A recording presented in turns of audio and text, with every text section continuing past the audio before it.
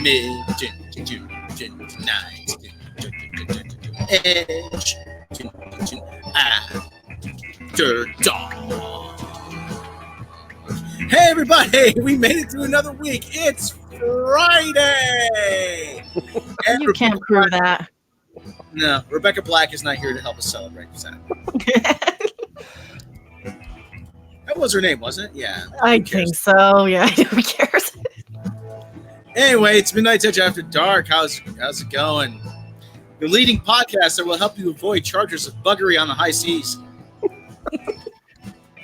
I'm, of course, your narrator screen, Mr. Rob Robot Shlomo. With me, as always, Mr. Tom Connors. Allegedly. All right, Captain.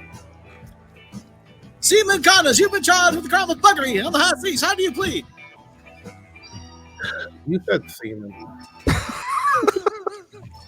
Okay, with us joining us tonight is actually a guy that was quite frequently mentioned on Mary's stream, on Mecca's stream, a lot of people's streams. We have him here, Drunk 3PO. Yes, and that pre-show before we went live was epic. Good thing I recorded it for a future reference. We're gonna send that right to the Museum of Radio and Radio. Pornhub. I mean, there was the riding crop and some spanking involved. So.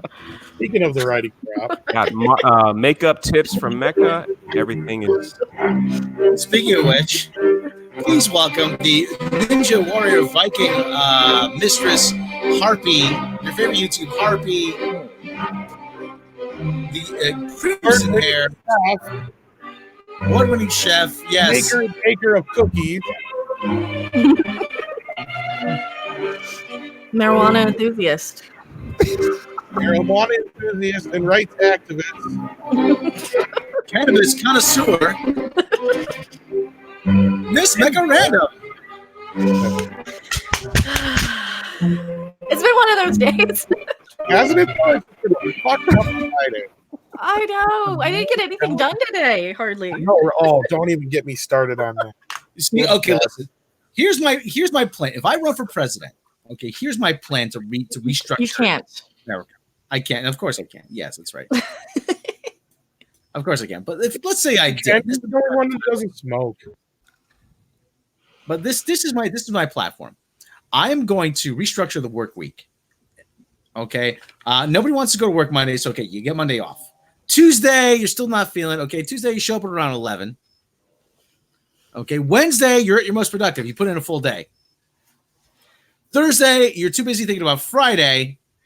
So Friday, you get out at 3:00. And Friday, nobody wants to show up Friday, so you get Friday off. There you go. I whittled down the work week to the most productive hours. We'll be living like George Jetson pretty soon. Oh, I hope so. Jetson. And healthcare for everyone. Isn't that Don't right? add it. Like 3 hours a day or something like that, isn't it?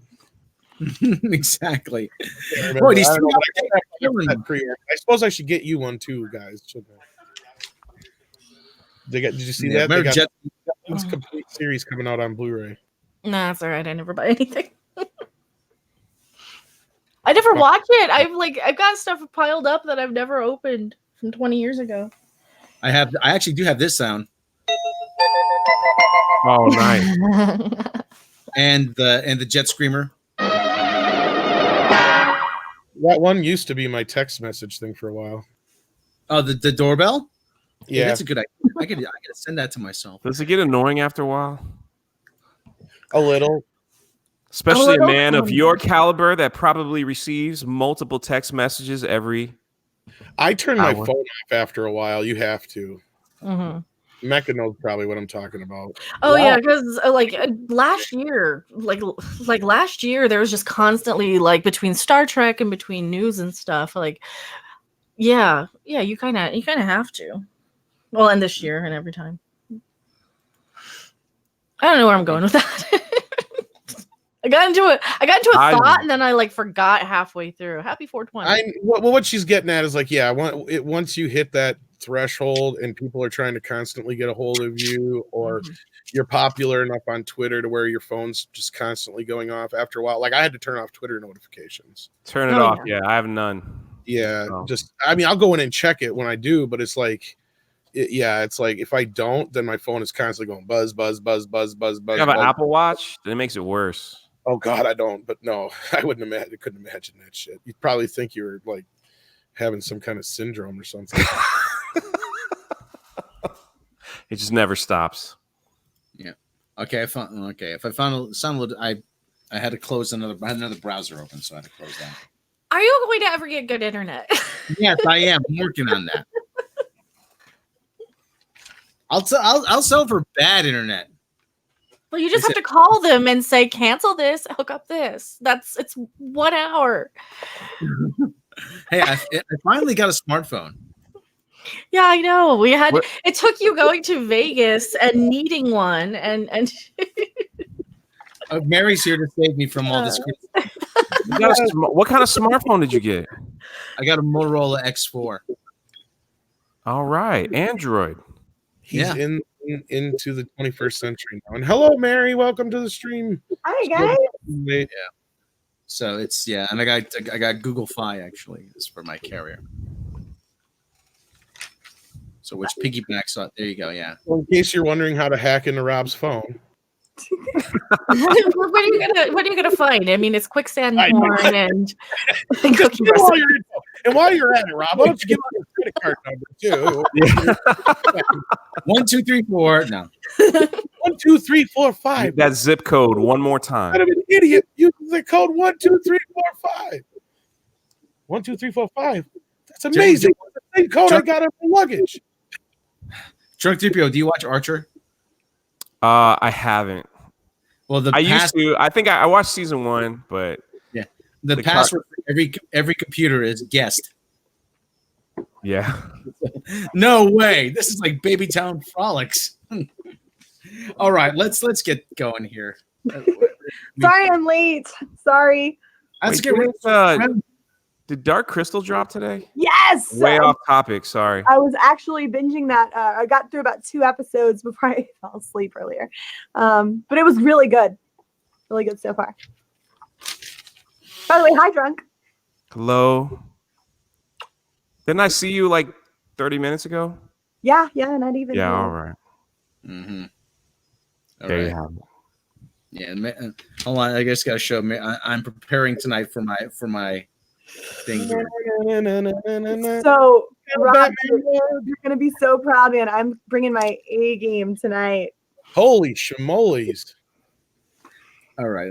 We're gonna have fun tonight. It's the last live. I have to save mine because there's a hurricane coming and you got to be. The stores are all bare and just got to save it for the hurricane party. The hurricane. Could be something. Yeah, got to have your alcohol. That's for sure. All right, let's get going here. What do we get? What are we doing? Let's see here. We got the Terminator trailer. Did you all watch that? Yeah. Nope. Yes. I haven't had time. You're better off, Mecca. I mean, who cares about the Terminator anymore, really? And what is that noise? Oh my God, what is that noise? Is that the cricket? I got a fan. You guys have like a wiffle ball bat. All right, I'm gonna mute myself for a second. Fan blowing here. Actually, let me turn my fan off. That's probably you. Is it me? Is it me? Is it my maybe it was my notepad here. I'm not sure. I hear the cricket. I don't think it's Like me. that. It's still there. It's not super loud on my end, though. Let me see. I'm going to mute myself. Let's see if that helps. Nope, I don't hear anything. All I hear is the damn cricket. Yeah, I think that's it. Not it. No, it's not the cricket. It's like it's an echo every time I talk. So it's somebody's headphones or somebody's on speakers. Well, check the settings. See if you have disable audio processing unchecked.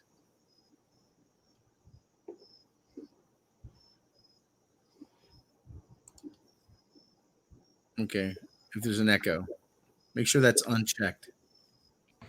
That or it could be one of our voice meters. Well, I've been muted for like a minute. Was it me? No, you've been muted. Mary, you're not muted, though. What am I doing? You're not muted. Try muting yourself for a second.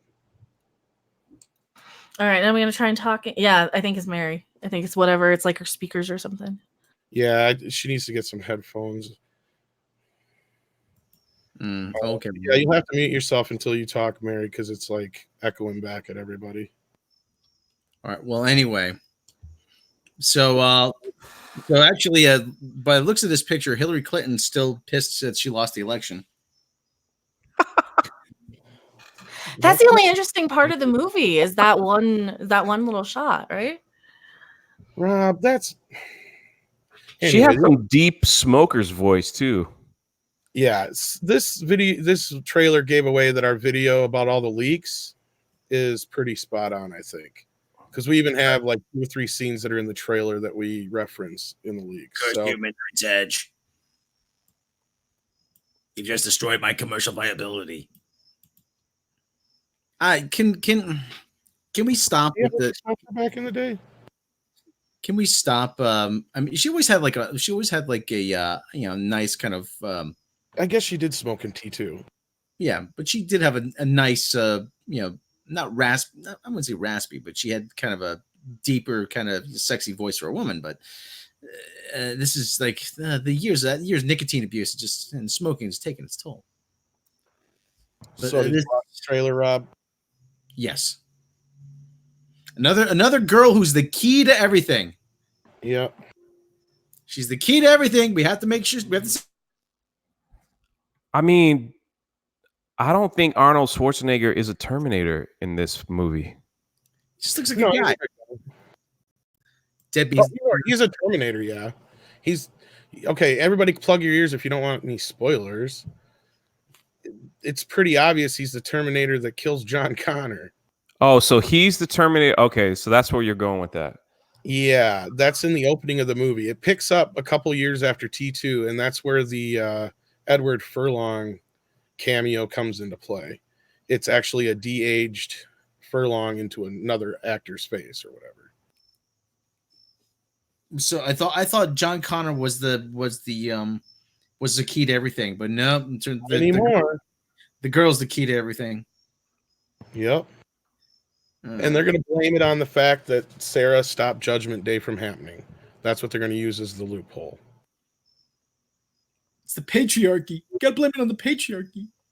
That's okay. So he is a Terminator in this. Do you think he's got a big role in this film, or is it just he's going to show up in the first 5 minutes, and then you're not going to see him again until the last 30 minutes? Yeah, he says he's going to help Sarah, and then she's like, "I'm still going to kill your ass after we're done." He's like, "I understand," because that's the other thing that in our leaks we found out is that over the years the Terminator gains self-consciousness and almost like human emotion. Somewhat assimilate human emotions and understand human emotions. Yeah. Is it an AI that wants to be AI and tries to become an AI, but is already an AI?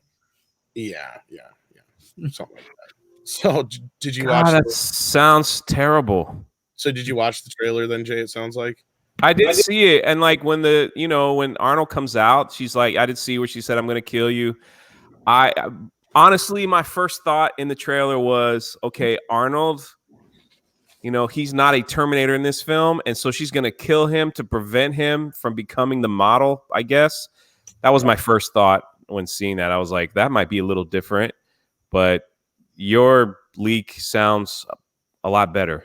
Spot on. So is that for the next so many years, Sarah's killing Terminators when they show up, and that's where she just shows up in this movie too. And this other chick, they're playing the whole thing again like Terminator Salvation, and that's in the trailer where she don't even know she's a Terminator. Like, yeah, it's a mixture of Salvation with when she's like, "I'm human," and I'm, she's she's like a hybrid, apparently. Yeah. So, and like she doesn't know it, just kind of like Worthington's character didn't know it either. So, Mary, did you watch the trailer? I did not. So I saw Terminator when I was younger, but I was just never super into it. But of course, I know who Sarah Connors is, and I'm, respect what she brought to cinema. Of course, being a strong woman back in the day, I just think it's not necessary to keep, beating this horse to death, right? Like, we don't need every single movie to have a strong female woman in it. Although I'm not gonna lie, the nostalgia of seeing Sarah Connor holding a friggin' bazooka is not bad for me. I think it's kind of cool. Yeah, her arms are pretty big there. Yeah. So Mecca, you didn't see the trailer either, but what's your take? Oh, I skimmed through it just now. It looks like a boring Terminator sequel that doesn't need to happen. This is the exact same thing we keep getting on these movies. You know, it's like, okay, I already got a Terminator. That's fine. You don't need to keep reinventing it. You don't need to keep retconning it. I don't want to think that everything, you know, is. I don't want to replace the characters I like with some new diversity cast of people that I don't care about.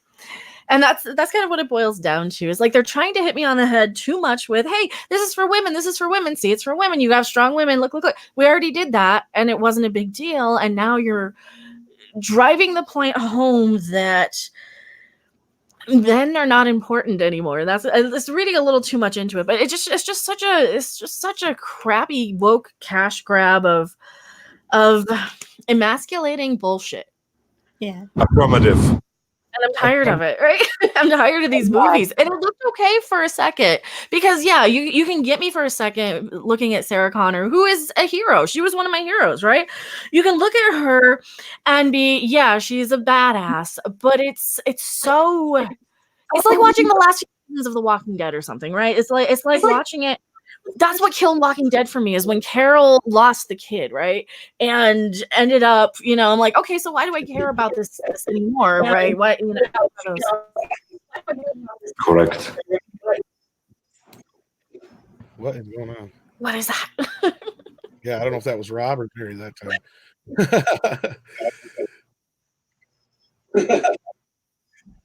I think it's Mary. Mary, yeah, we're hearing you echoing back still. Yeah. So if you're not talking, you're gonna have to be muted, unfortunately, since you don't have any headphones to plug in. Mary, you have earbuds that you could use? I don't think she does. I will say this: when the word gets out that Arnold's in the film for like 25 minutes, that'll That's just my guess. yeah, but your guesses are pretty good. I mean, if that's the case, I mean, listen, Terminator, you want to see Arnold Schwarzenegger kill people. I mean, that's I'm really like, you know, so that like the Rambo film coming out, I'm hoping I'm just seeing Rambo kill people. That's all. That's what I want to see. So if it's a Terminator film and it's like they told, like just like Mecca said, they totally just brought in characters I have no emotional connection to, and Sarah Connor's gonna be the bad grandma, you know, and go to town. I mean, I don't know. Is she gonna have an epic battle at the end with Arnold? So it's gonna be grandma and grandpa. Oh, she'll probably let him go. You watch. She'll either let him go or they'll work together. But point is this: basically, people hate it when I say it, but it's true. Terminator 2 is the same exact movie as the first movie. You just shift around some characters to the point where scenes are almost exactly the same, lines are almost exactly the same. Don't get me wrong. Terminator 2 is an awesome fucking movie and a perfect sequel. And of course, I'm a Terminator.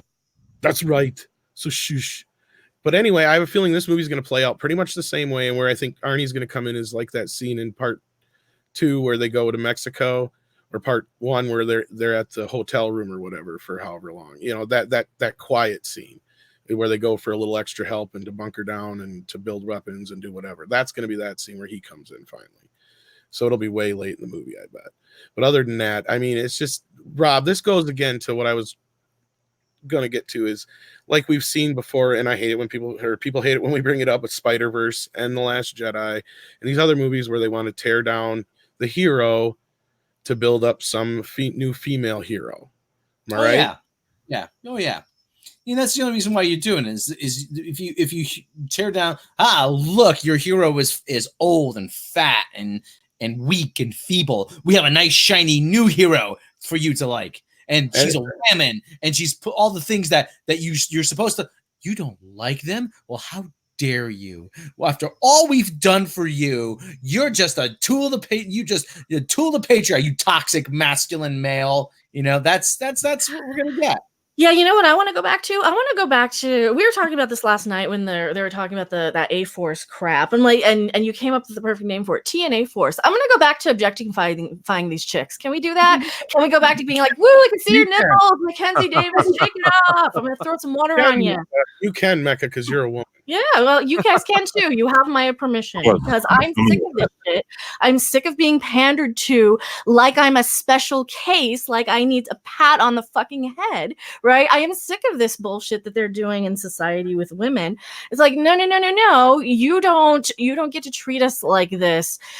I am not your token charity case. I am not somebody you're going to give a handout to because, damn it, I don't get handouts in real life. And I certainly don't want your little fake pity handout in a movie that doesn't even affect me. So you can shove your movie up your ass. I'm not going to watch it. Fuck you. Thank you very much. Well, it is just a bit demeaning, isn't it? Isn't it just a bit demeaning when you're sitting there feeling as though someone is patting you on the head, giving you a cookie and telling you to go away, essentially, as if this means anything, as if it actually somehow impacts the real lives of people, of women across the world, right? It's a movie. This is not going to change my life. And a person who allows something that's insignificant to make them feel better is, in my opinion, silly. Why don't you just try, I don't know, going out and working hard, doing it for your damn self? You see, to the idiots like Brie Larson and that and the lady who's writing the Black Widow movie, they think this is changing the world. I'm like, it's not. It's a movie. Okay. If you stop and think about it, though, don't they technically make Sarah Connor a fucking failure? Pretty much, yeah. Yeah. If it goes the way we do. If not, we're going to see, if we actually do get to see Edward Furlong pop up as John Connor, it's going to be like Rob just pointed out. He'll end up living through the beginning, but he'll be living with fucking the Arnie Terminator because they end up reprogramming him or something. Mm-hmm. And he's going to be this fat schlub that we know him as now, just so they can say he's irrelevant. He doesn't matter. One way or the other, that's what's going to happen. They're either going to kill him or make him irrelevant. I don't think it's a troll job. I really don't. I really don't think it's a troll job because this has been the trend in movies for what, the last couple of years now. No, I don't think it's a troll job either. Yeah, I mean, like I said, sucks. You sideline the male characters in favor of the female characters, and you portray the male characters as inept. And they're look, and the film. Well, the best. The best man for a job is a woman. They always. No. What was it? Jimmy Kimmel said that time. He goes, okay, if the best man for a job is a woman, then you build the bridges, you build the skyscrapers, you fight the wars. Okay, men will stay home, and dates and soap operas will be replaced by sports, and and drinking beer in the afternoon will be a thing. So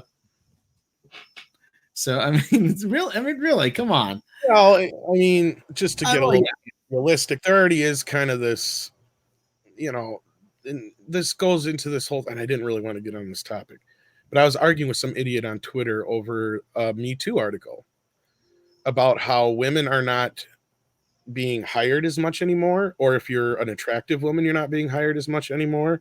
Men don't want to work with women anymore. Men don't want to be left alone with women anymore.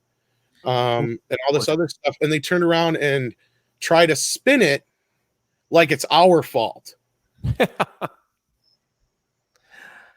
I mean, listen, there was a cast member at Disney World tweeting about men not to wear sunglasses that are mirrored reflection because we can't see your eyes and we don't know if you're staring at us. So they wanted to get that banned out of Disney World. They're not serious. I'm dead serious. It was on the news, and it was just like, yeah, it was last year Christmas time, I think. They were like, I'm like, this is a joke, right? It's a joke. Like, yeah, we need to see your eyes so they're not lurking at us. Oh, because the male gaze is gonna hurt you, right? God forbid someone make you endure the male gaze. Oh, Lordy, we're all gonna die. Yeah, I'm sorry. Not gaze, gay AYS. Yeah, I'm sorry. I think it helps the world. You feel better about yourself if somebody gives you a fucking compliment. You feel better if someone says, "Hey, I like the way your outfit looks," or "You look like you lost weight," or "You look attractive today," or "You're hot." hot. I like hearing those sort of things because I don't want people just to go around telling me how horrible I am or treating me like I am a special and I'm such a hero because I made it into work because of my disability. That's my gender, right? I don't want to be pandered to like that. Can you turn your camera on, Mecca, while I have my sunglasses on? Do I? I That suppose. dirty- Rob, My hair's not. I'm also. Yeah. This is Can you feel my eyes? there's a Yeah, dirty. it doesn't. That's the thing. It's like people think that looking at somebody like you know what's creepy. I've actually had creepy people come up to me in workplace situations, and they've got some issues mentally. And there's one person in particular that I knew of in Vegas that I had worked with for a while, and you're in the break room or something, and they come up to you and they get right like here's his head coming right into like literally this close. And you try and be polite. And you're like, no, thank you. I don't really feel like talking today, or and they get really creepy. They don't understand. And these are people who will kiss you on the cheek or whatever. And they have a practice for that. You take them to HR and you sue the pants off of them or get them fired. You don't make it so that nobody in the company is going to be uncomfortable with you for giving you a compliment. Tell me, hey, I like the way your hair looks from across the room or something. That's fine. I don't mind that. Not everybody is trying to rape you. That red microphone buffer matches your hair It does. Yeah. perfectly. I think that was planned, but You can turn your camera off. Thank you for showing the example. no, and that's a perfect example, and that leads also into why the birth birth rate's down in America because people are afraid to have sex. Right. Well, we got too many people though. I'm okay with that. We got too many. Yeah, that's not a bad thing. That's not necessarily a bad thing. If anything, that's one of the few good things to come out of this. But here is what I brought up, and this will lead into tomatoes, I think. Ugly people aren't procreating. That's always a good thing. I'm turn my camera off then. Are we all turning our cameras off? I don't care if people want to. Well, we got this big thing on here now, but it just goes into this whole thing with the whole diversifying Rotten Tomatoes. Rob, you brought this to my attention. Just in time. Rotten Tomatoes adds 600 new critics to its tomatometer. Tomatometer? Whatever the hell it is. I don't care. Thermometer? Keeping it that thing that nobody seems to like, but everybody looks to. Keeping its promise from last year to diversify its range of critics, Rotten Tomatoes just announced the addition of 600 new independently verified commentators to its tomatometer. Or tomatometer, whatever the hell it is called. A user-generated score indicative of a film's positive and negative reviews published on the site. The roster is made up of 55% women, 60% freelancers, and 10% on diverse platforms, including YouTube and podcasts. Hey, how come we weren't invited? Right? And we got a check mark on the big channel. Well, and I'm an LGBT. I'm an alphabet people. Where's my thing? I'm a female alphabet people. I suppose banging other women isn't enough if you somehow don't fall on the right side of the narrative, huh? I also didn't apply, but but they also didn't come to me, and I wasn't informed that they were even looking. So hold on, wait a minute. 50. That's part of the problem. 60%, 55. That's 125%. That math is off. What do you guys? You guys get me correct. I got my mouth full of fucking Lunchables. Anyway, okay. Rotten Tomatoes, like I said, besides Rotten Tomatoes' efforts to slight Midnight's Edge and Mecha Random didn't go unnoticed. Now, okay, I added that part. To diversify its critic pool comes on the heels of wider conversations about the makeup of the industry, panels from award shows to festival juries, which seem to mostly include white men from notable publications. So literally they say, we got too many honkies in here. Mm-hmm. Oh my God, I haven't heard that word. Where do we remember this being talked about, Mecca? Where did I remember being talked about? Oh, in that new, are we talking about that new site? No. Who brought this up before and made a big deal out of this? Me? It's one of your favorite people in the whole world. I don't need a 40-year-old white man to tell me what they didn't like about what it didn't like about Wrinkle in Time. It wasn't made for them. No, that kind. Yeah. breathe. We need more voices that are of diversity in critics. Why is it always blonde-haired, whiter than mayonnaise girls from the suburbs that always preach about diversity? Because they're so privileged and self-important that they feel like they need to play the white fucking savior and save the entire planet because they are so privileged and ashamed for it. I don't know. They don't make sense. Rachel Like Leichman, a bunch of unqualified people jobs just because of their color or their sex or Yeah, their that's- orientation. Now, last time I checked, that's technically discrimination. Mhm. They're technically about it. That is discrimination. that is discrimination. Hey, my people have been oppressed too long. Okay, the review aggregation site also announced renewed pledge to its $100,000 grant that will provide resources to film festival reviewers. Critics from underrepresented groups will be given financial support to travel across the country and attend film events, making it easier for them to work on reviews. The first chunk of that money, $25,000 to be exact, will benefit the American Friends of TIFF during the Toronto Film Festival coming this September. TIFF? Yeah, I don't know what that is. I don't know what that is either. You might want to put in parentheses what TIFF stands for, okay? Jeez. Some film foundation. There are indeed other issues that the site still needs to tackle, given the power that the tomato meter yields, as seen from the impact that user-generated scores have on box office numbers and beyond.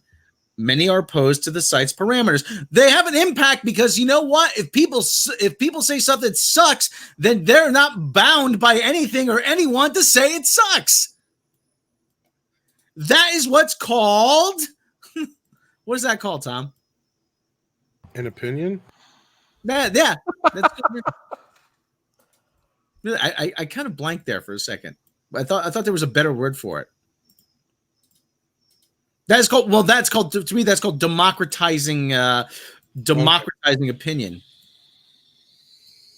Well, anyway, a mere 5 reviews are necessary for a score to be generated, which critics find to be too low a threshold. Although the company will not be changing its guidelines yet, the addition of new critics will hopefully render the conversation moot, albeit temporarily. In addition to scoring parameters, a survey of the 600 new commentators identified another range of issues. 43% of them mentioned their inability to access preview screens. Oh, there we go. There we go. Access.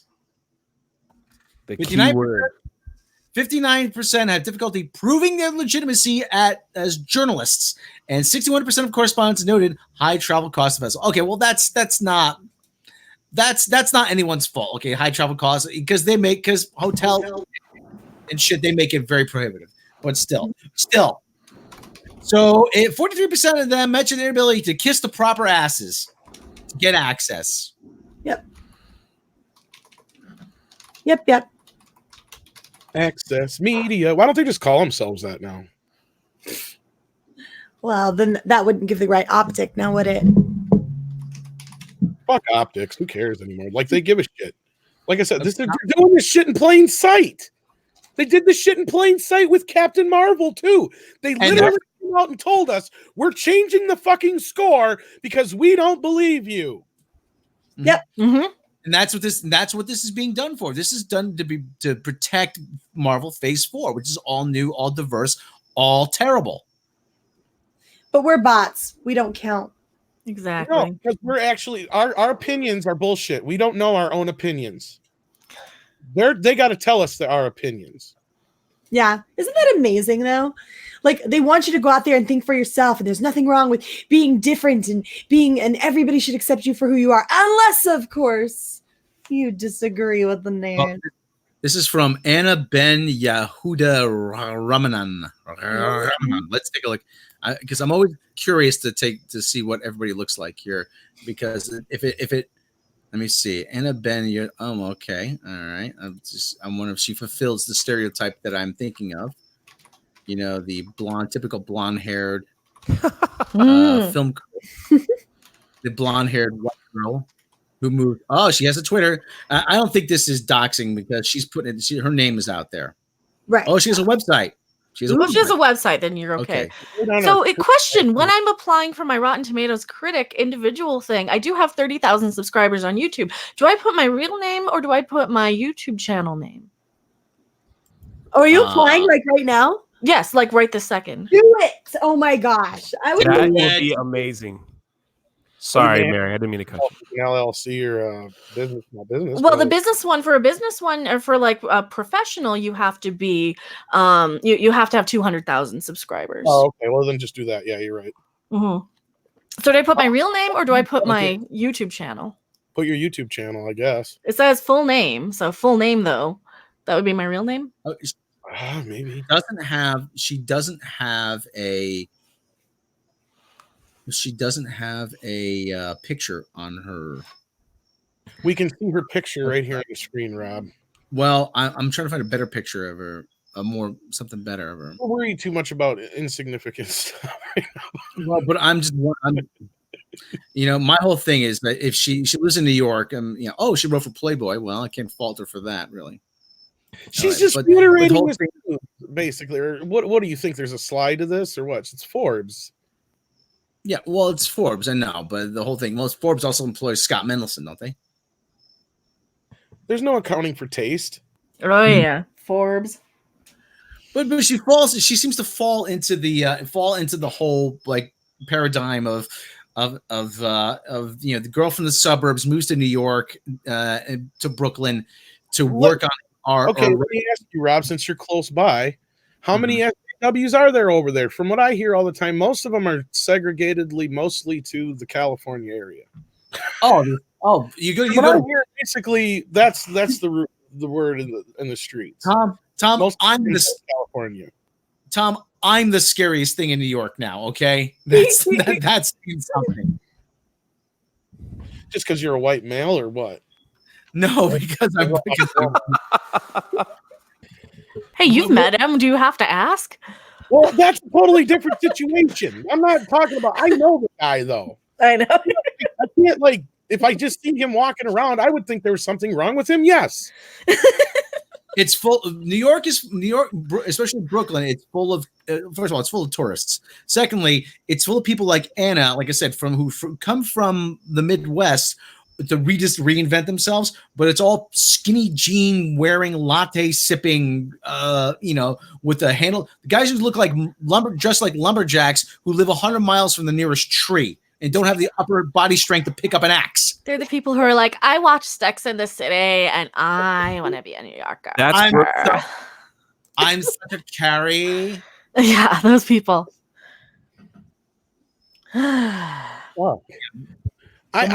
sorry. I mean, I know plenty of gay people. I know plenty of, other races besides white people, but I just don't see this SJWism all over the place in real life that I see online. No, it exists. No, you have two sitting on the panel like right now, and it's not how every person who defines themselves as an LGBTQ person functions. Mm-hmm. It's just not. This is being done for the people that I call the Twitterati.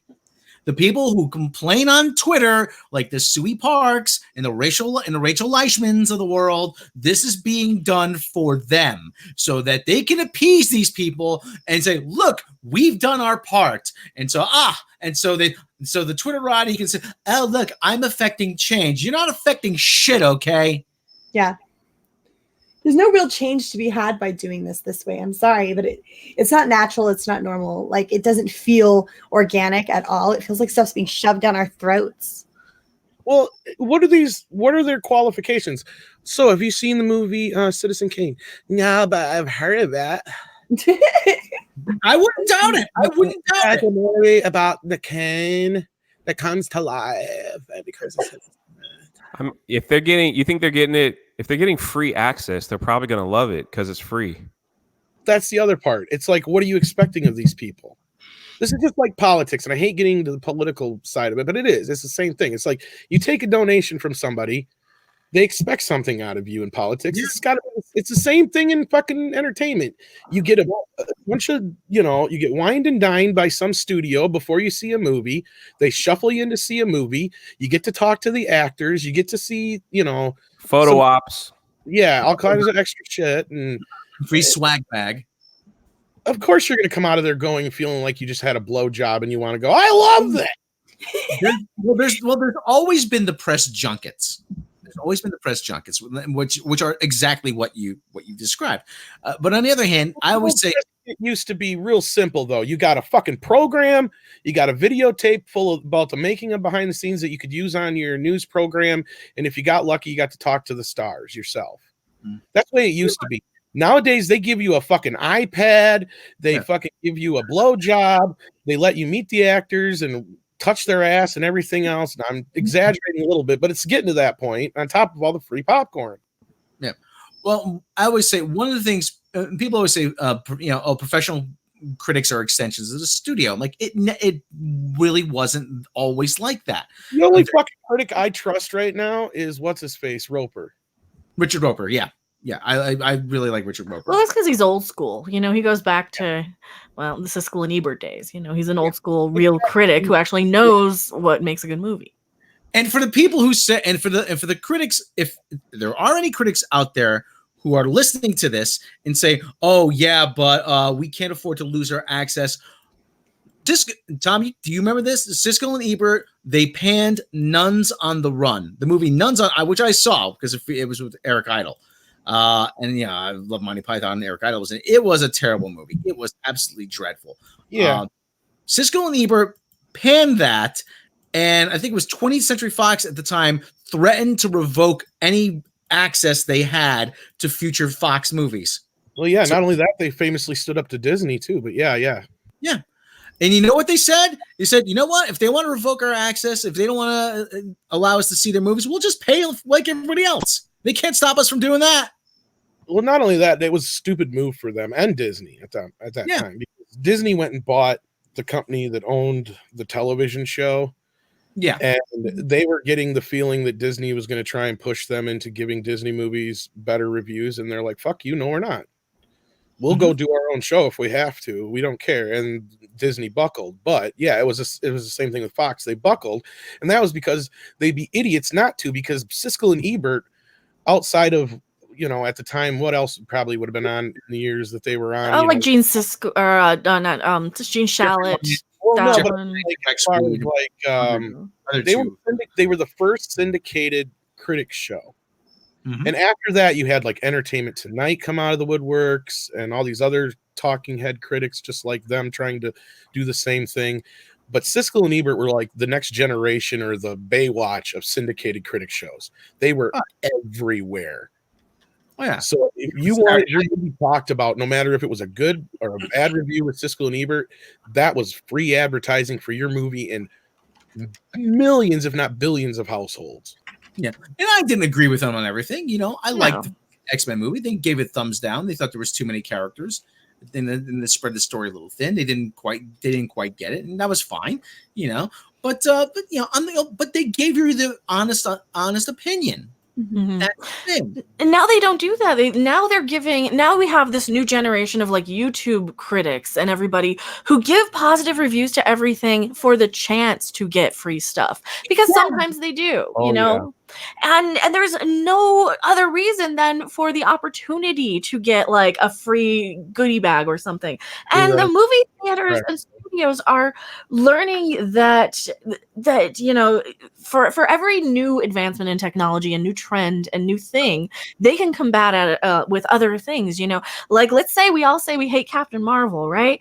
Well, what can they do to combat that? They can hire a marketing company and say, we don't care what you have to do, make this movie successful. So the market company behind Disney's back goes and buys theaters full of tickets online with these big fat Disney checks, right? And that's what that happens. So every time you get enough people talking negatively, they can fake stuff.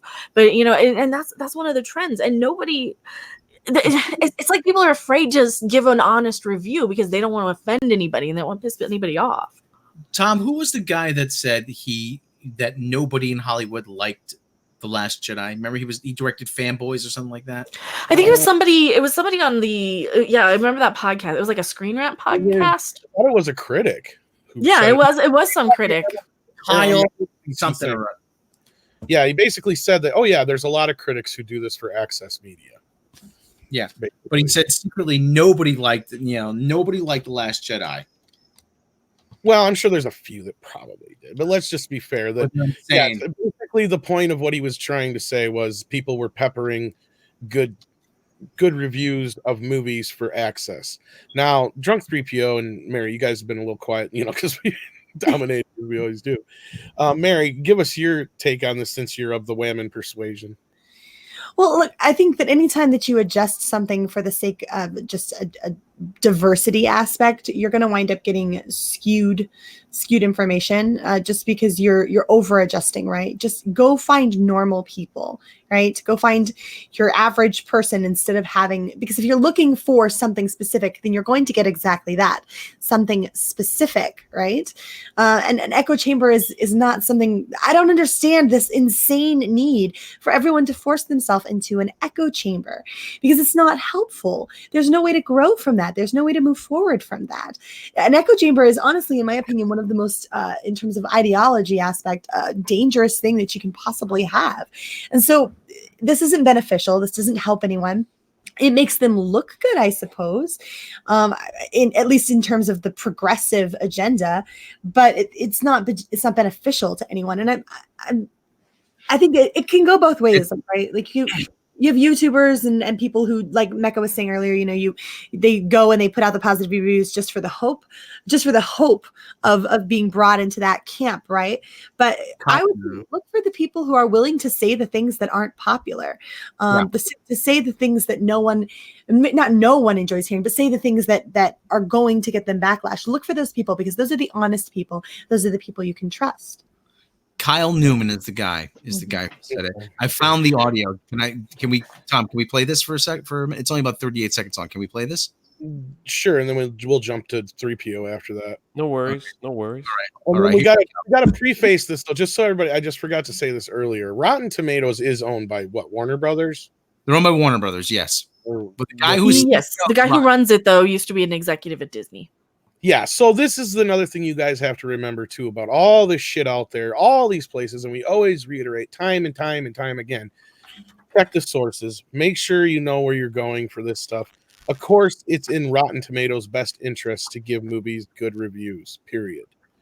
Yeah, because they're owned by Fandango, and everybody, and they buy more tickets on Fandango, and it's a vicious cycle.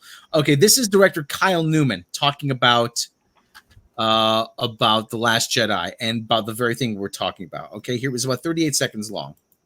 You look at Last Jedi, I honestly, I don't know anybody out here, maybe 2 people in my life and hundreds of people I've talked to that like the movie. All the filmmakers I know that won't talk about it publicly. All the people I know internally, there's all these people that won't, even journalists that give it positive reviews are like, I do that because I need to maintain my access. Like, privately, there's a lot of people that really don't like that film. The thing about it too, though. So you're saying the ones who gave it good reviews really are phony reviews? But the other thing too is just the fact that, 100%, it should be. I can't name them, but yes. No, of course, yes. All right, 3PO. Well, I think. Yeah. Christian Harloff did it for all of us when he had his collider blowout over Galaxy's Edge, when he was screaming that he didn't get invited to go, where he screamed and he said, I have been shilling for Disney for 5. I've been a Star Wars fan for 5 years, and they wouldn't working let me hard. go to Galaxy's Edge. Yeah, I've been working very hard as a Star Wars fan. Yeah, because you have to work to be a fan. 5 years. Yeah, exactly, Mecca. Exactly, for 5. And I sat back and I'm like, this is all about greed and what it's the entitlement generation where I'm going to do everything I can to get what I can get out of it. I don't care if I have to lie to do it. And I just want what I want to get, and I don't care. What's with this lack of integrity among people these days?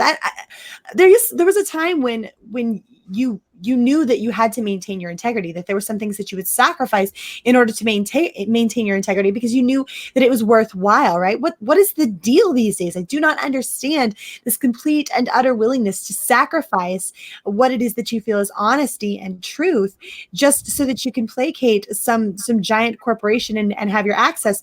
What's the point? Why are you doing this? What value is this bringing to your life? Are you proud of yourself? What are you doing? Bring in money and access. It's so they can say, I got mine.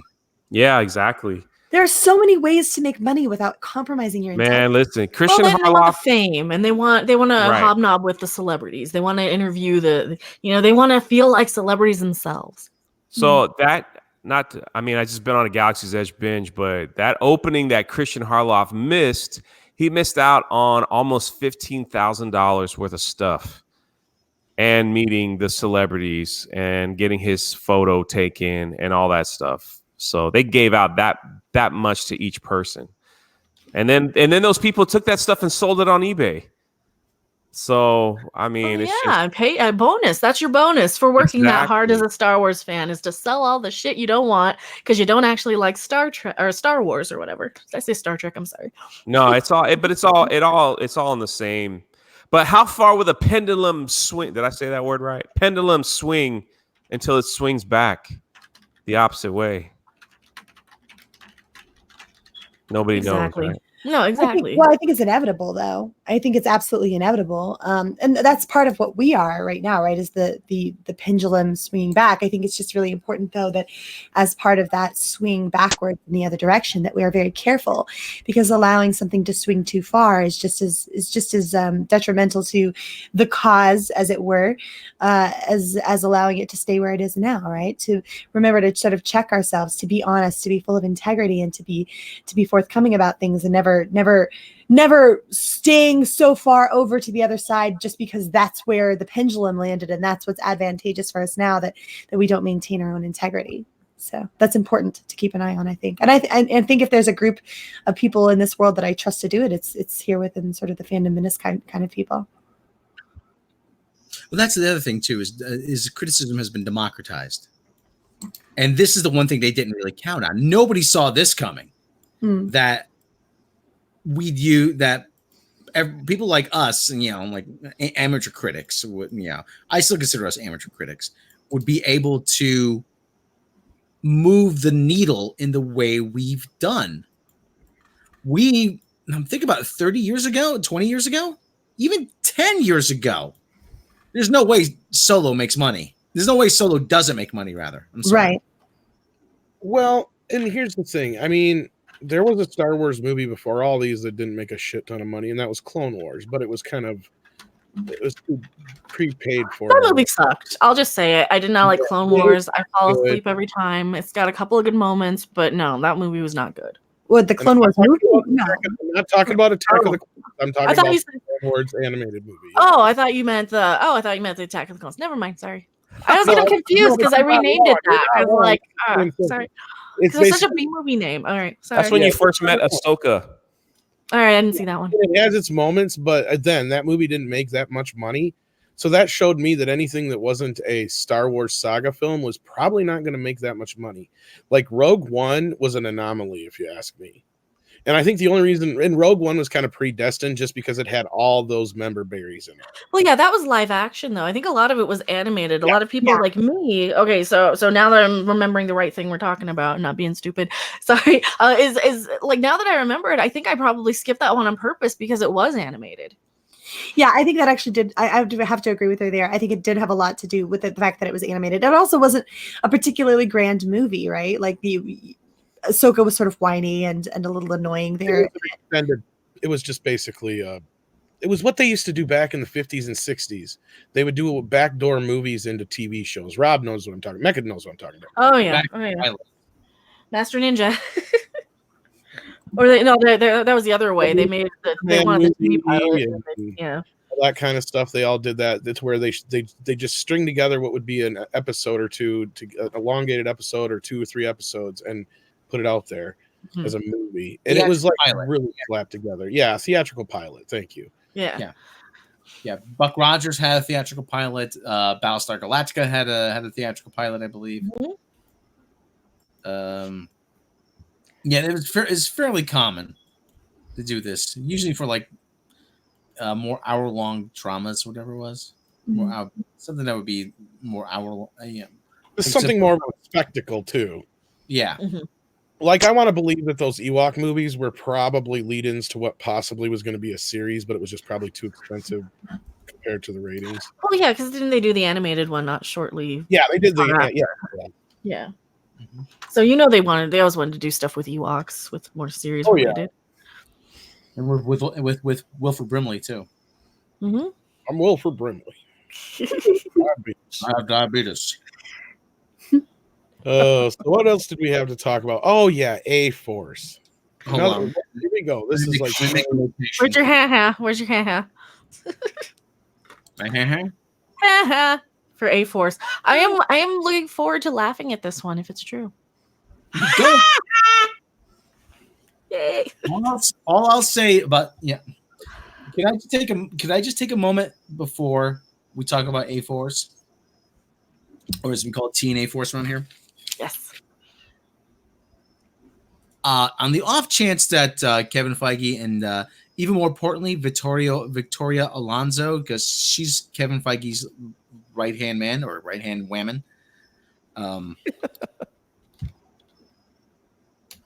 She's probably the one really pushing for this because she's been making the rounds like this.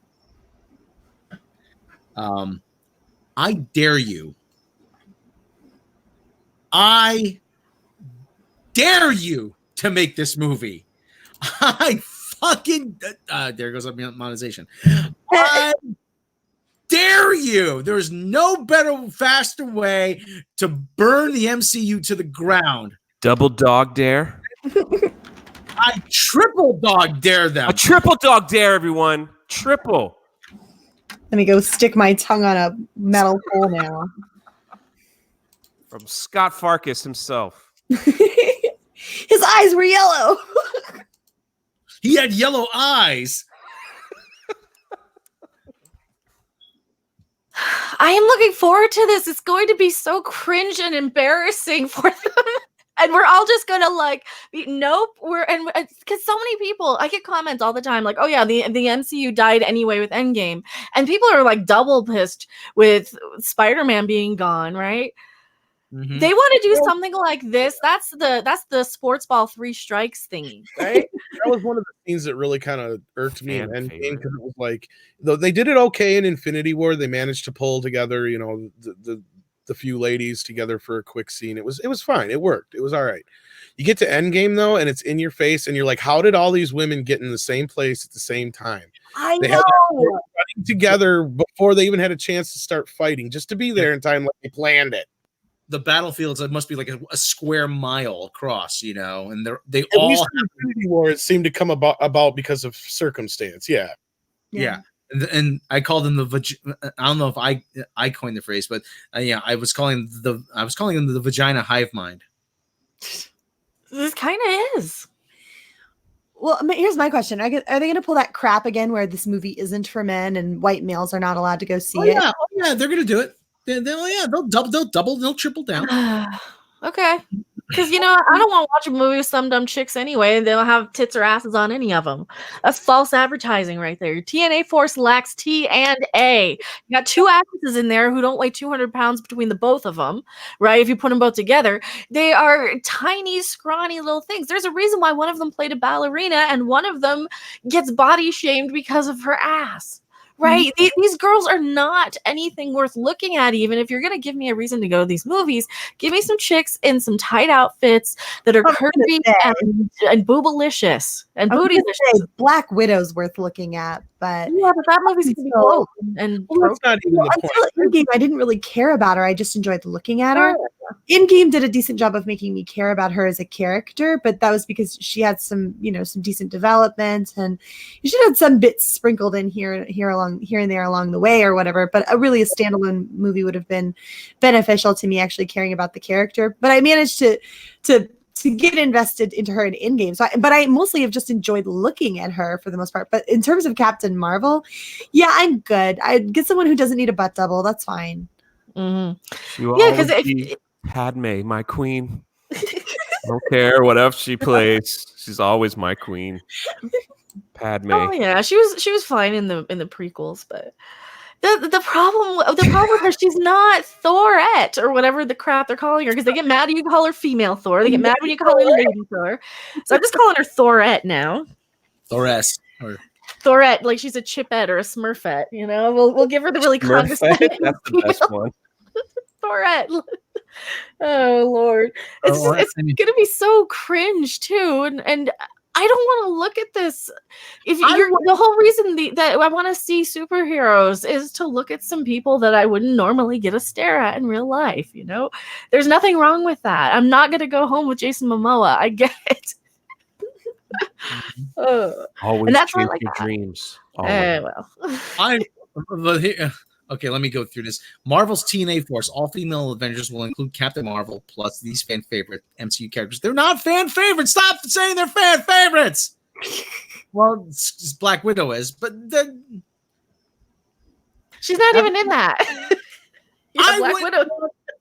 I wouldn't want Brie Larson to lead a pub crawl, let alone. No, she'd be drunk with one half of a beer.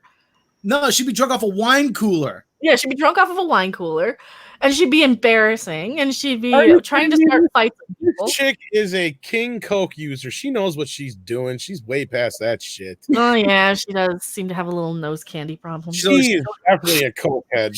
Okay, allegedly a cokehead. It's the eyes. It's her expressions in the eyes. I can't say that I know that for a fact because I don't. Are you even looking at that picture of her? That smile right there is the most fake smile I've ever seen in my life. There's nothing in it that reaches her eyes. She looks so completely and utterly discontented with being there. I'm sorry. She looks a completely different woman than she was when she did 21 Jump Street. That's because she is a completely different woman. She has a new nose, new chin, and new tits. I liked her in the Bollywood movie. That's the racist one. Oh, God. That's probably good. That's probably a good movie. People just trashing it because it's, racist as fuck. She was singing and dancing and shaking, and those Indian people loved her. Well, she was the white savior. Of course they loved her. She saved them from because they didn't have anything until this white woman from California came along to rescue them and teach them the miracle ways of rice. As in the words of Rick James, cocaine's a hell of a drug. Yeah, it'll make you save a group of Indian people. Mecca, you watched this movie, right? No, I didn't. I read the synopsis. Okay, yeah. But we all see the trailer. Oh, goodness. Oh, yeah. Basmati Blues. That was the name of it. Yeah. Basmati Blues. Basmati Blues. You watched. She spends more time on the guitar than she does, like in the movie, like doing anything else. You watched the Unicorn movie. I watched the Unicorn movie. Mm-hmm. I'm so sorry to hear that. That was. I watched The Room. I didn't watch. I do have the other one with well, she won an Oscar for that one. I watched that one. That whole movie. I'm like, she won this Oscar because of that fucking kid. That's why. She didn't earn it. That kid earned it for her. But anyway. I'm looking up something. Hold on. Well, no, that Unicorn Store movie had the best line though. It's got Samuel L. Jackson saying, "Oh yeah, you can stroke him and hug him and squeeze the shit out of him." And I want to clip that movie. I want to go through that movie and clip the little bits of it and put them on my soundboard because they're just insane. There's like a big crazy eye scene where she like is stalking this poor guy in a store, and in between and she directed this movie too. So in between like you see her you see the aisles kind of in between her and the guy, right? So you can see like this sort of pan. I need the camera on for this one. You see like the in between the racks of the stuff because they're in a hardware store. So every time she passes a thing, it keeps going and her eyes get crazier and crazier and crazier, and she's looking over the shelves at him, and it's hypnotic because they keep passing. It's the weirdest thing I've ever seen. And that's probably how she did it. She probably sent out mind control waves with that movie through hypnotizing people. Just I'm not one of those people who can be hypnotized. Cocaine's a hell of a drug. Right? It'll This make girl you was, a unicorn. she was groomed though at a young age to do something. Like she had an album, and they put her in like smaller movies, and Oh yeah, she was a little teen pop she was star. just being groomed for whatever spokesperson stuff she was going to be groomed for. So it's ridiculous. Well, let's read this. After Captain Marvel became the first female-led movie of the Marvel Cinematic Universe earlier this year, it appears that the ladies of the MCU are going to be taking over Phase 4 and beyond. I'm going to love seeing it crash and burn.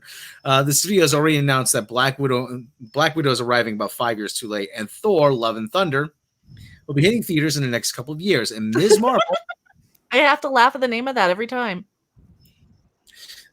so I just feel a great wave of sadness.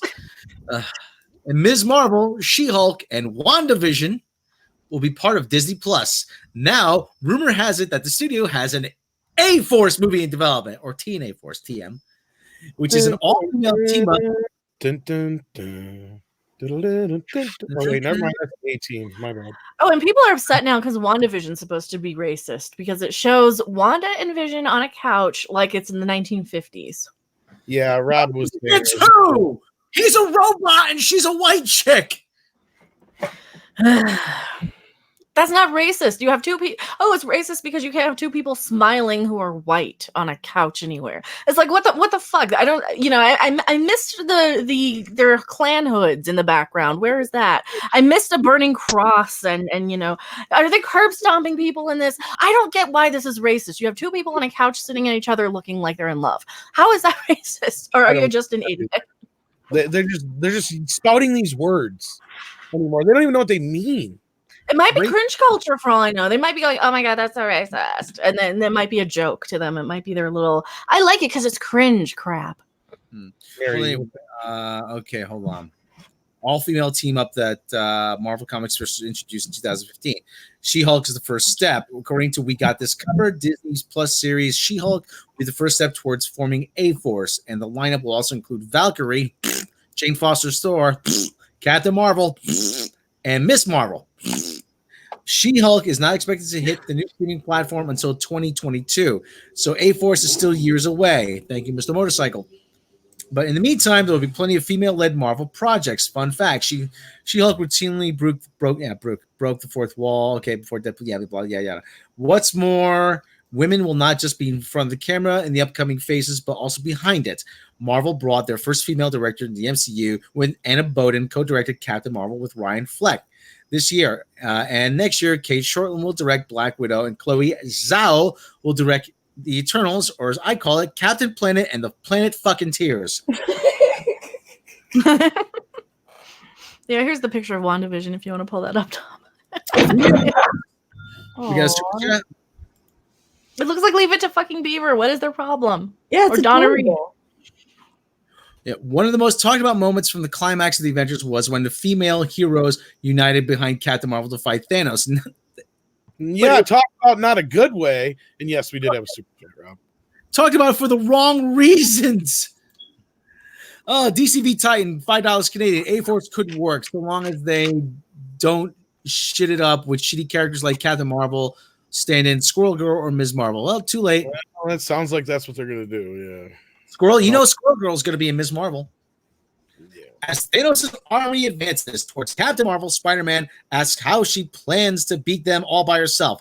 It's at that moment that the audiences see Scarlet Witch, Valkyrie, Wasp, Gamora, Nebula, Mantis, Okoye, Shuri, and Pepper Potts in the vagina hive mind to the rescue. Assembled to the next Captain Marvel. Oh, who cares? Let's make it happen. Female. Oh no! Don't make this some sort of call to arms, please. Please don't make this a call to arms. They already have. And when it fails, whose fault will it be? It's going to be our fault because we're misogynist. And we didn't go see it. And neither did the people clamoring for it. I'm going to say this right now. And I've never thought I'd say this about a Marvel Cinematic Universe because, as you know, I love, What did I say, Tom? What did I say? What was my holy trinity when I was growing up? Beatles, Marvel, and Star Wars. Exactly. I hope you fail. And not just fail spectacularly. If this is the future of the Marvel Cinematic Universe, then I hope you crash and burn. $10, Petty Little Light. Thor isn't a mantle. It's his name. Like Bucky Barnes taking on the mantle of Steve Rogers. That makes no sense. Yeah, they don't care. They don't care. Said that. I've heard other people say that. They don't get it, and it's just it's a shorthand. I get that to a point too. That's not the point.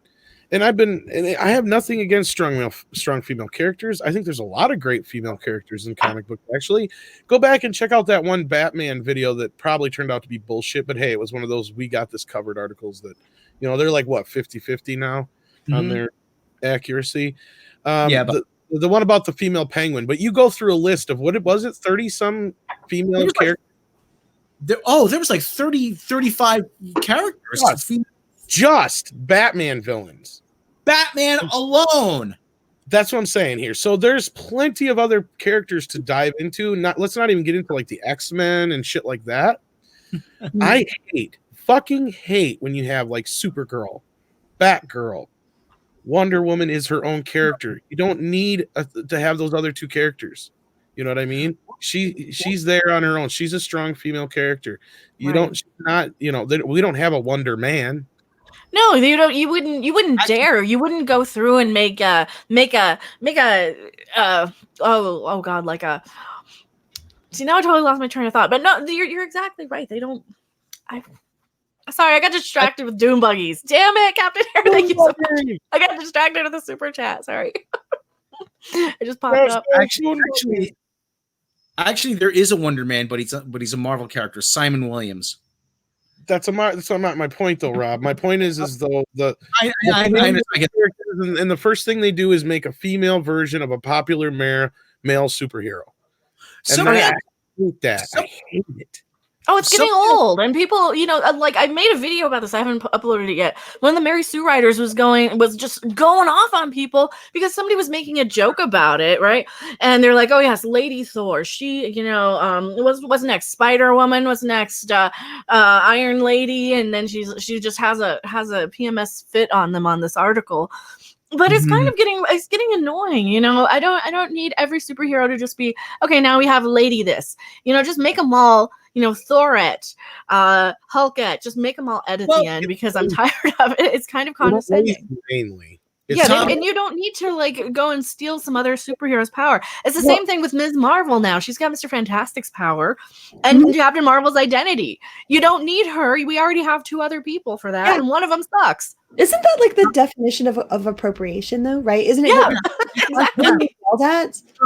We constantly feel that for this appropriation thing or whatever. And look, I'm not a proponent of that. I think it's, like it's important to allow people to just do their own thing, right? Like let everybody do their own thing and don't worry about it. And if it works, it works. But like, don't be such hypocrites. Don't be so cranky all of the time over the things that you do constantly. You're constantly screaming and yelling about appropriation and taking things from people that don't belong to them, even though like culture is something that I think is important to be shared, right? But at the same time, like you turn around and you appropriate other people's abilities, gender, powers, sexuality, and you take it for yourself because banana. I do not understand. I do not understand. Tom, can you pull up a picture of the all new, all different Marvel, that famous, that I wouldn't call it famous, that shitty picture that they kept trying to get people to convince that this was going to work. Remember when the one on Bounty into Comics, people were telling me looked like a super villain shot. Let me see if I can find that. Well, we're $5 in Captain Hair. You guys have been on for an hour. I'm so far behind. Can I get a quick recap on how much Rob has suffered? I'm assuming.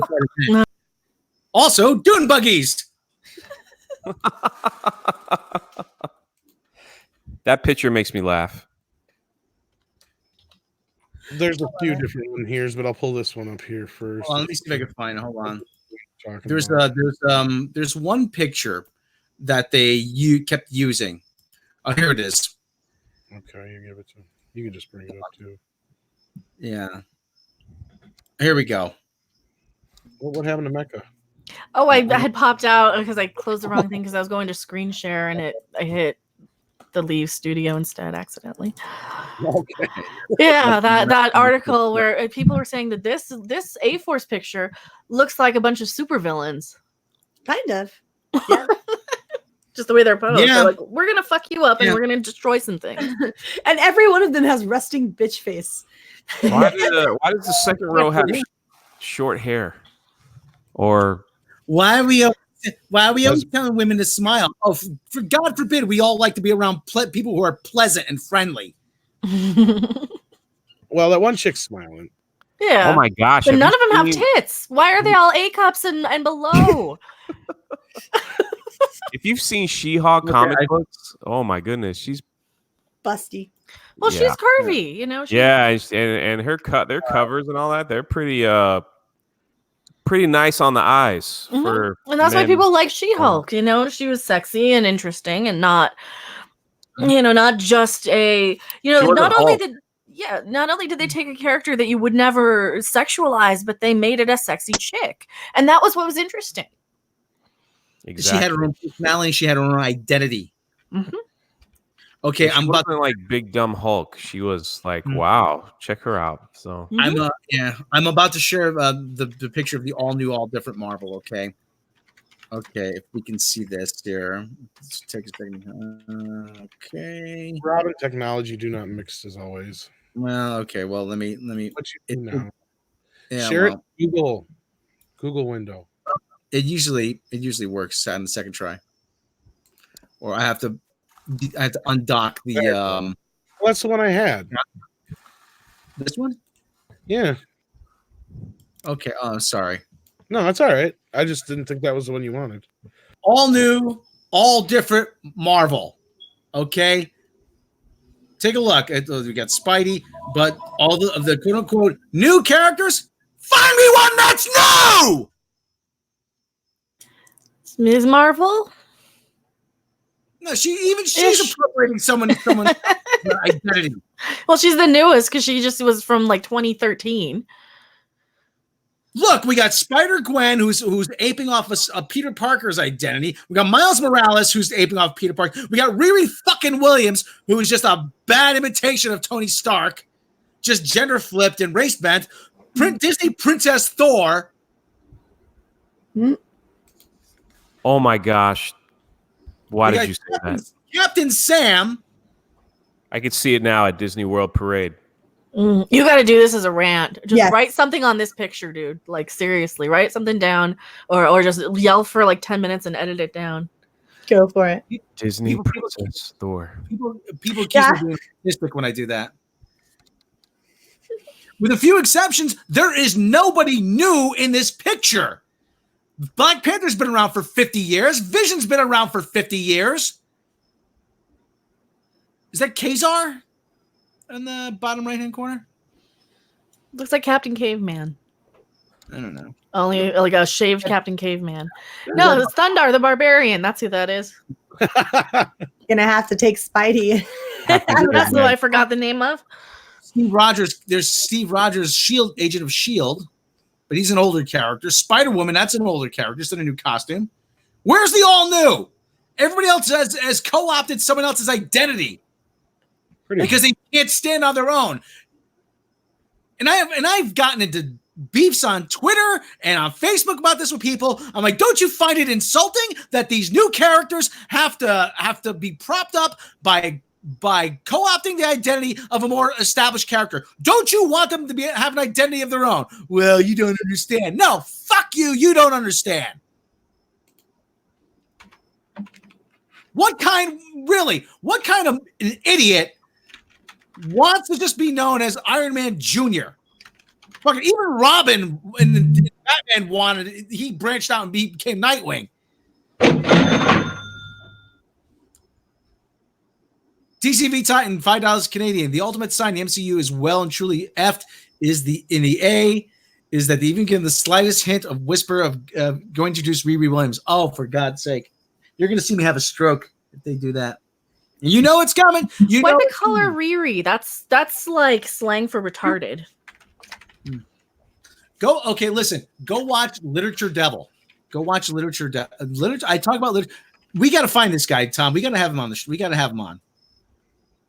He goes on a Twitter named Literature Devil, yeah. Because obviously he's an academic. I mean, he knows a lot about writing, you know, and he's very articulate. He expresses a lot of stuff more articulately, in a much more calmer and more even keeled manner than I can. But Riri Williams, you want people to abandon the Marvel Universe? Riri Williams, the only reason she built the Iron Man suit was because she was bored. She was bored. That's it. That's a great reason to be a superhero and build a suit. Not because, you know, you had some terrible tragedy in your life and you want to go and help people. No, not because of that. Just because you're a little bored, dumb cunt on, you know, who doesn't know what the fuck she's doing. When I'm bored, I eat potato chips. Yeah. Stig's in the chat. Go and tell us how you really feel, Rob. Can I be a superhero? Oh, but Riri Williams had so much more character development later. And like, no, you only get one chance. You only get one chance.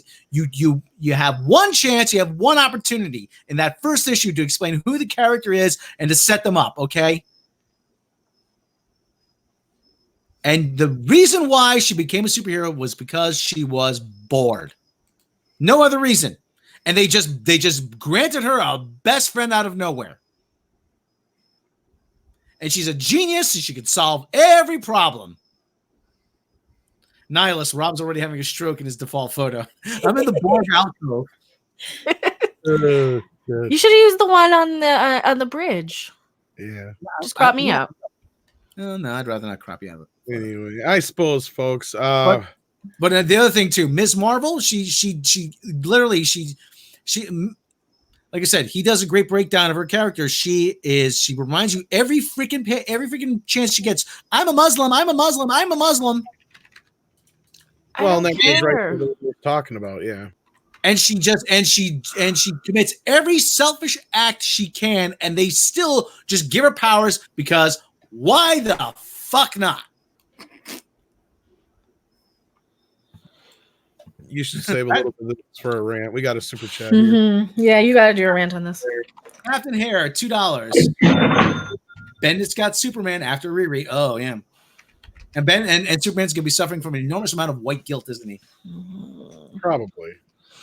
Did you ever see Rick and Morty with Gazopazorp Field?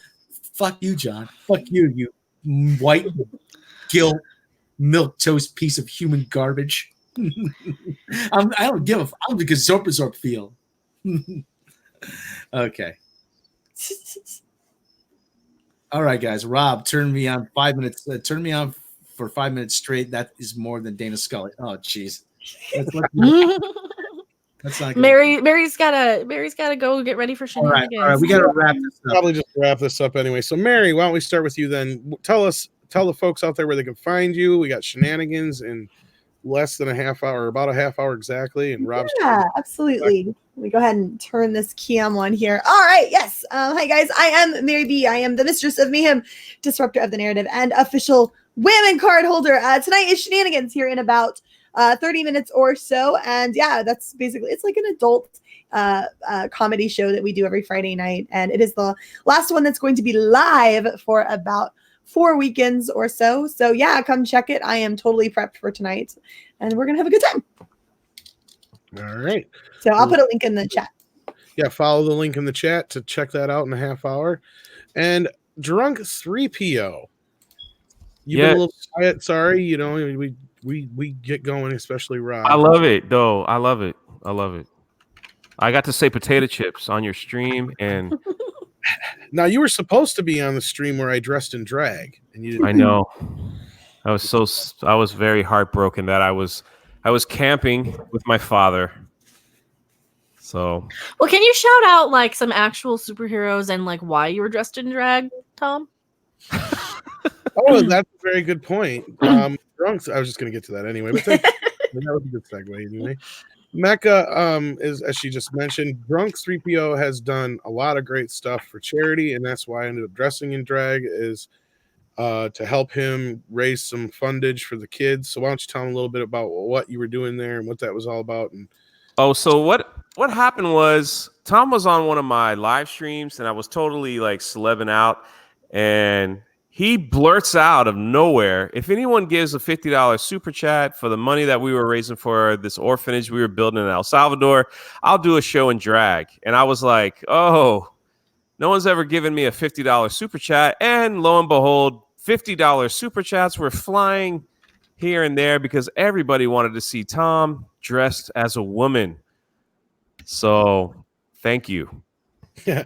And then also, yeah, we took the fundage from the super chats from that show, and I sent them. Yeah, over. that was awesome. So I took that money and you got to get me there, but hey, it was still helped a little bit. I'm sure. it all helped. I mean, we went and we got the orphanage that we're building. It's almost there. The kids could move in. We're getting to the place where the kids could start to move in. We're just getting the plumbing, like all the little nitpicky stuff done. Like the walls are done, and I have pictures on my Twitter feed and things like that. So it's pretty awesome. Pretty awesome. And this is also not just for that, but you also get clothes and fun stuff for the kids and school. The super chat money that came in, we took the kids on a vacation day. They never really get that. They're kind of like locked up in their own little area because there's just not money to do that. The money that the organization gets usually pays for their school because school is not free, and their food, so the basics, and medical, so they get education and stuff. So we were able to take them to a water park and let them eat like junk food and have soda and all day on a Sunday. We just took them on a beautiful Sunday, and they spent the whole day in the pool.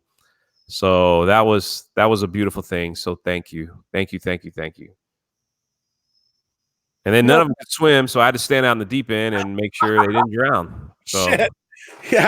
Yeah, I suppose. I just stood there and I'm like, I'm pruning here. I got to get out. Nope, the kids are gonna die if you don't stay there. There's no lifeguard. There's no this. There's no that. So, but it's something they don't get to do. Yeah, never. Apparently, a lot of them never. 4 or 5 of them never even saw a pool. So. Like they saw, they've seen a pool. They just never ever been in a pool. So right. We'll have to do another. Sounds like everybody's kind of clamoring because I think what it was you were trying to get to a threshold. I can't remember if it was 200 or 300 or whatever. It was 1,000. Yeah. Or what? Oh, was it 1,000? Okay, you needed. Yeah. Okay, you just needed a couple hundred more. Is what it was. Right. Yeah. Like if you can get it up to that threshold, we'll do it. And then that's where the $50 come in. That's why. Yeah, it was like. Do $50 a time because that's what they're debating in the chat.